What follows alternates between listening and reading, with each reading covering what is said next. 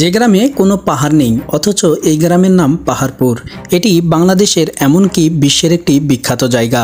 হ্যাঁ, আমি পাহাড়পুর বৌদ্ধবিহারের কথা বলছি। প্রিয় বন্ধুরা, আজকে দেখাবো নওগাঁ জেলার বদলগাছি উপজেলার পাহাড়পুর গ্রামে অবস্থিত পাহাড়পুর বৌদ্ধবিহার বা সম্পুর বৌদ্ধবিহার। আর এই বিহারের সকল জানা অজানা তথ্যচিত্র নিয়ে হাজির হচ্ছি আমি শাওন খান। প্রাচীন এই বিহার এক সময় খালি পড়ে থাকে।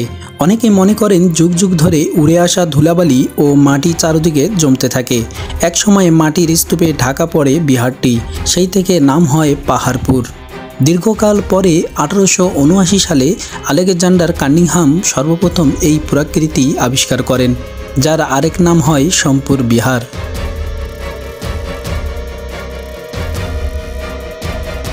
বাংলা ভাষার সৃষ্টিতে এই পাহাড়পুর বিহার অত্যন্ত গুরুত্বপূর্ণ। বাংলা ভাষার প্রাচীনতম নিদর্শন চর্যাপদ রচনা এখান থেকেই শুরু হয়েছিল বলে প্রত্নতাত্ত্বিকগণ মনে করেন। পণ্ডিতদের মতে সম্পুর বিহার তথা পাহাড়পুর বিহার ছিল চর্যাপদ কবিদের সাধন ক্ষেত্র।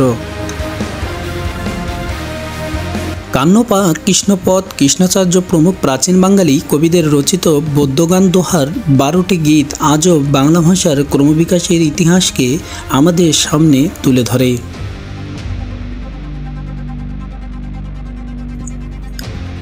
ইউনেস্কোর মতে পাহাড়পুর বিহার দক্ষিণ হিমালয়ের দ্বিতীয় বৃহত্তম বিহার। আয়তনে এর সাথে ভারতের নালন্দা মহাবিহারের তুলনা করা হয়। শুধু উপমহাদেশ নয়, বরং চীন, তিব্বত, মায়ানমার, মালয়েশিয়া, ইন্দোনেশিয়া প্রভৃতি দেশের বৌদ্ধরা এখানে ধর্মজ্ঞান চর্চা করতে আসতেন। 1985 সালে ইউনেস্কো এটি বিশ্ব ঐতিহ্য স্থান হিসেবে ঘোষণা করে। বলা হয় প্রায় 1400 বছর আগে বৌদ্ধ ধর্মাবলম্বীরা এখানে ধর্মচর্চা করতেন এবং শিষ্যদের শিক্ষা দিতেন। বিহার এলাকাটি প্রায় 40 একর জায়গা জুড়ে লালচে মাটির ভূমিতে বিস্তৃত। এর মধ্যে 27 একর জমির উপর এর বিশাল বিহারটি নির্মিত হয়। বৌদ্ধ ধর্মাবলম্বী রাজা দ্বিতীয় ধর্মপাল প্রায় 1200 বছর আগে এই বিহার নির্মাণ করেন। এই বিহারটি প্রায় বর্গাকৃতির। এর আয়তন 922 ফুট গুণন 919 ফুট। দুর্গের মতো উঁচু প্রাচীর দিয়ে সুরক্ষিত ছিল এই বিহারটি। এখানে তখনকার সময়ে ছাত্রাবাসের 117টি কক্ষ আবিষ্কৃত হয়েছে।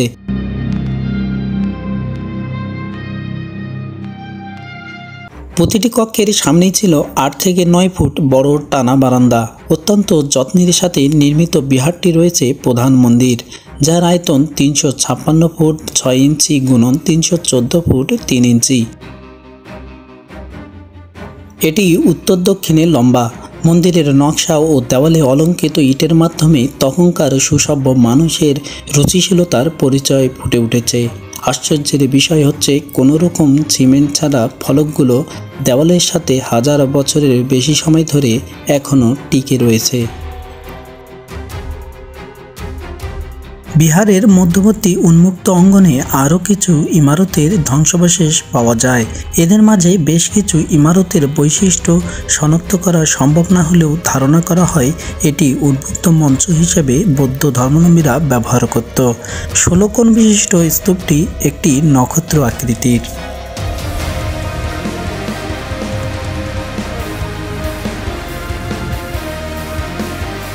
এই বিহার থেকে আবিষ্কৃত হয়েছে অসংখ্য পোড়ামাটির ফলক। এখনও মন্দিরের দেওয়ালে প্রায় 2000 চিত্রফলক রয়েছে। চিত্রফলকে ধর্মীয় বিষয় ছাড়াও শ্রমজীবী মানুষের কঠোর জীবন ব্যবস্থা, গ্রাম্য বধূ, কলসি কাঁধে রমণী, সন্তান কোলে জননী, লাঙ্গল কাঁধে নিয়ে কৃষক, বাঘ, হাতি, হরিণ, বানর ইত্যাদি প্রাণী ও উদ্ভিদ জগতের চিত্র নিখুঁত ও দক্ষতার সাথে ফুটে তুলে ধরা হয়েছিল, যা সত্যি অনেক ভাবার বিষয়।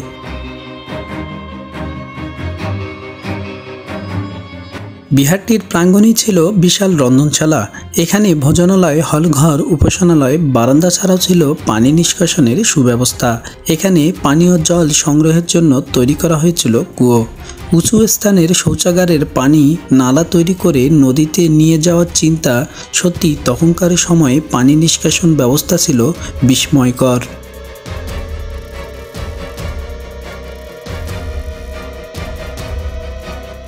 আর স্নানঘাট থেকে 12 মিটার পশ্চিমে পূর্বমুখী একটি ইমারত পাওয়া গেছে, যাকে স্থানীয়ভাবে বলা হয় গন্ধেশ্বরী মন্দির। এর দৈর্ঘ্য 6.7 মিটার ও প্রস্থ 3.5 মিটার। দেওয়ালে পদ্ম ও বিভিন্ন ফুলের নকশা বিদ্যমান।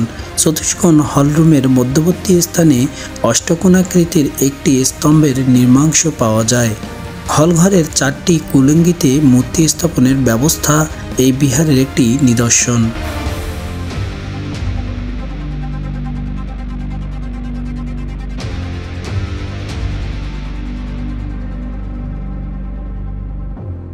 দৃষ্টিনন্দন পাহাড়পুর বিহার দেখার পাশাপাশি চোখে পড়বে ফুল ও পাতাবাহারি গাছের সমাহার। বিভিন্ন আকৃতির কারুকাজ করে দৃষ্টিনন্দন করা হয়েছে এর বাগানগুলো। পরন্ত বিকালে আলোর ঝলকানি যখন বাগানে এসে পড়ে আরও সৌন্দর্য বাড়িয়ে দেয় বাগানের, তেমনি দর্শনার্থীরা ভ্রমণের স্মৃতি ধরে রাখতে মোবাইল ফোন বা ক্যামেরা দিয়ে ছবি তুলতে একেবারেই ভুলেন না। তাই তো ছোট বড় সকলেই সময়কে স্মৃতির বন্ধনকে আবদ্ধ করে রাখেন।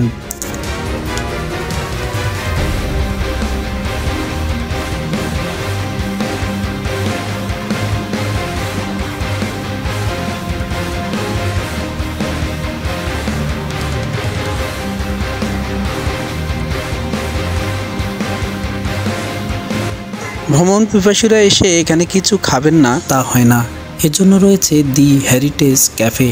আরও অনেকে রয়েছে দর্শনার্থীদের বসার জন্য সুব্যবস্থা। লাল টালির ছাউনির নিচে প্রকৃতির বাতাসে নিজেকে জুড়িয়ে দিতে পারবেন।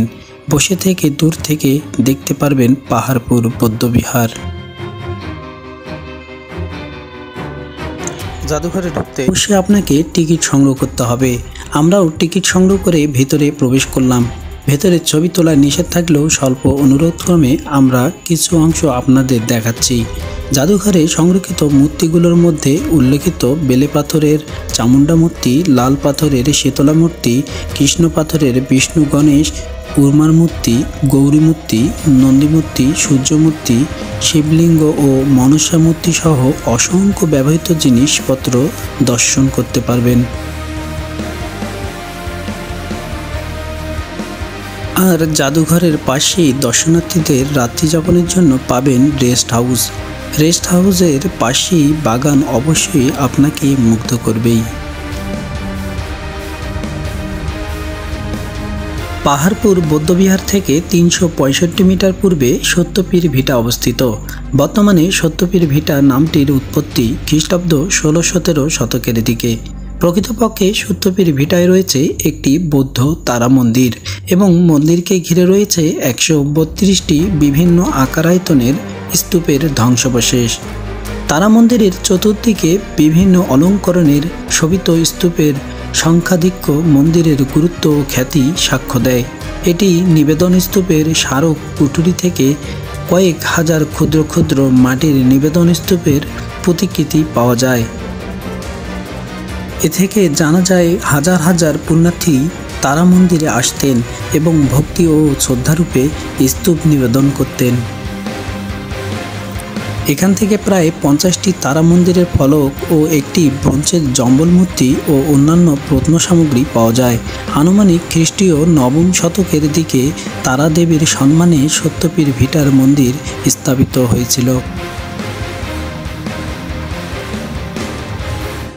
প্রিয় বন্ধুরা, আজ এই পর্যন্তই। ভিডিও দেখে কেমন লাগলো অবশ্যই জানাবেন। আর নতুন নতুন ভিডিও দেখতে আমাদের পেজটি ফলো ও শেয়ার করে সাথেই থাকবেন। ধন্যবাদ।